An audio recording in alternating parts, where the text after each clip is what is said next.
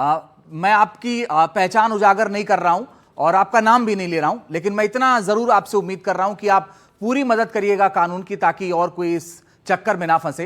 पहला सवाल मेरा आपसे यह है कि पहली बार कब आपको लगा कि ब्रेन वॉश हो गया है बेटी का?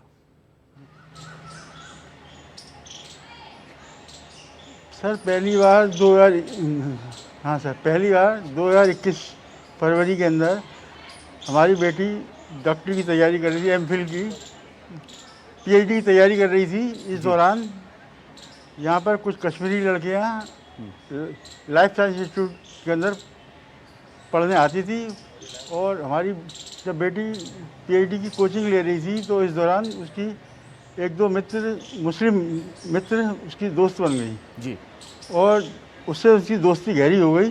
तो उन्होंने उसका जो है इस्लाम के प्रति उन्होंने उसको समझाना शुरू किया जी।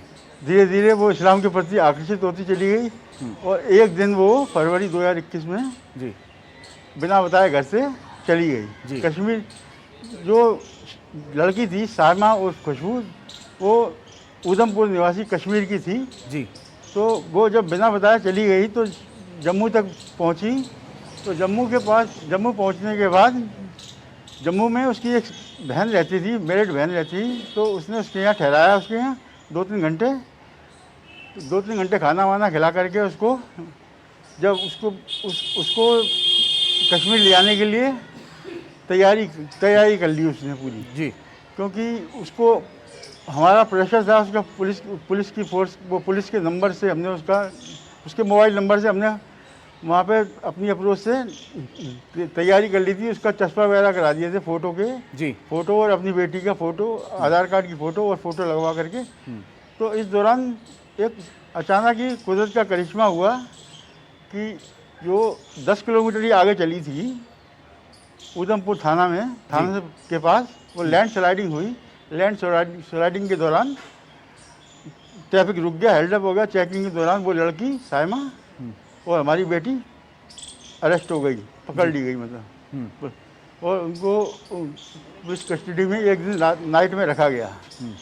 जब वो अरेस्ट हो गई तो उसके बाद हमने उसकी खाली गुमशुदगी की रिपोर्ट कराई थी, एफआईआर नहीं कराई थी। दूसरा ही दिन था, तो हमारा सौभाग्य था कि वो हमें मिल गई, और हमने अपनी बड़ी बेटी को अपने यहाँ आगरा आके ले आए जी।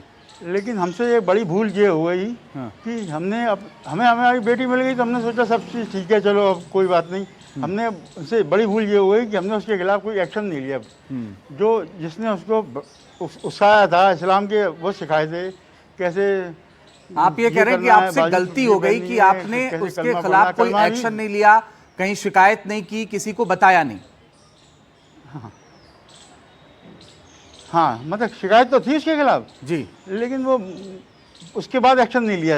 अच्छा, दूसरी बेटी कलमा पढ़वाया, जो दूसरी बच्ची है उसको वो कब साथ लेके चली गई थी, कौन से साल में? हाँ नहीं उसको वो अभी गई है जी। ऐसा है, जब उसको बड़ी बेटी को जब पता चला, जब छोटी बेटी को पता चला, वो उससे 10 साल छोटी है, छोटी बेटी को पता चला कि उसने ऐसा इस्लाम में क्या है कि मेरी बड़ी बहन कैसे इन्फ्लुएंस हो गई, कैसे प्रभावित हो गई कि वो चली गई। तो उसने यूट्यूब से सर्च किया इस्लाम के बारे में और पढ़ा थोड़ा बहुत उसने समझाया बड़ी वाली ने। दोनों एक ही साथ सोती थी, एक ही बेड पे सोती थी, एक साथ। मैं समझ गया। मैं तो ये देख रहा था कि फोन भी घर पर छोड़ के चली गई थी ताकि आप कोई संपर्क ना कर पाए।